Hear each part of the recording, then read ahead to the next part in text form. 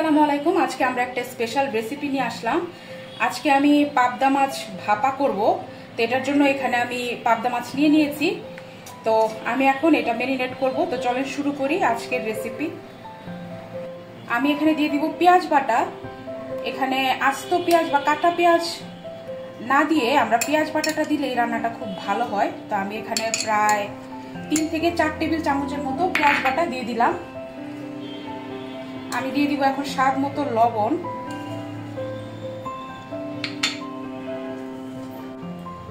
দিয়ে দিব লাল মরিচের গুঁড়া, হলুদ গুঁড়া, ধনিয়া গুঁড়া। এখানে সবই আমি হাফ চা চামচ করে দিয়ে দিলাম। আমি এখন সবগুলো মশলা খুব সুন্দর মতো হাত দিয়ে মেখে নিব।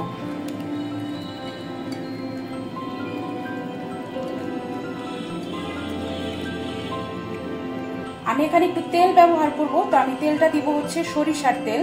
আপনারা চাইলে নর্মাল সয়াবিন তেল দিয়েও করতে পারেন, কিন্তু এটা সরিষার তেল দিয়ে করলে এটার স্বাদটা আরো ভালো আসবে। তো আমি এখানে প্রায় 3 টেবিল চামচের মতো সরিষার তেল দিয়ে খুব ভালো মতো মাছের গায়ের সঙ্গে মেখে নিব। আমি একটা ফয়েল পেপার নিয়ে নিয়েছি। তো আপনারা চাইলে এটা কিন্তু কলা পাতাও করতে পারেন, কিন্তু যেহেতু আমি কলা পাতাটা পাচ্ছি না, তো আমি একটা ফয়েল পেপার নিয়ে নিয়েছি। এটা ফয়েল পেপারও খুবই ভালো হয়। তো আমি এই ফয়েল পেপারের মধ্যে একটা একটা করে সবগুলা মাছ আমি এখানে বিছাই দিব। এটা একটার উপর আরেকটা দেওয়ার দরকার নাই, এরকম পাতলা পাতলা করে বিছাই দিব। আর পুরো মশলাটা আমি উপরে মাছের উপরে দিয়ে দিব। এখানে আর তেমন কোনো মশলা ব্যবহার হবে না, খুবই অল্প মশলা এই রান্নাটা হয়ে যাবে। তো আমি এখানে মাছের উপরে পুরো মশলাটা দিয়ে দিলাম। দিয়ে আমি এখন এই প্রত্যেকটা মাছের উপরে আমি একটা একটা করে কাঁচামরিচ দিয়ে দিব।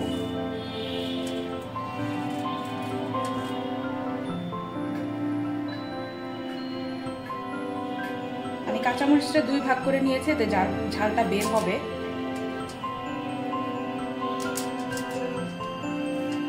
আমি এখন ফয়েল পেপারটা ভাঁজ করে দিব।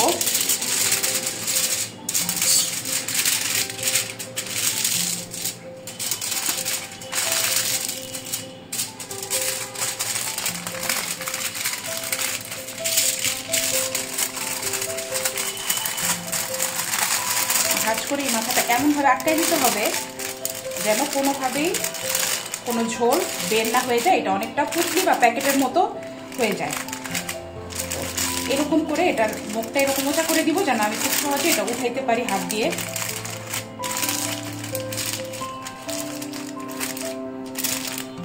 তো আমাদের প্যাকেটটা রেডি।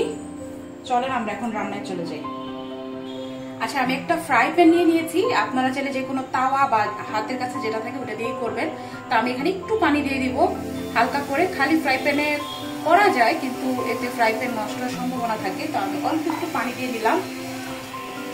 এটা যেন ভিতরে না ঢুকে, কিন্তু এটা বাষ্পের কাজ করে। তো আমি এটা মাঝখানে দিয়ে দিব। এভাবে দিয়ে দিব, দিয়ে আমি এটা ঢেকে দিব 5 থেকে 7 মিনিটের জন্য।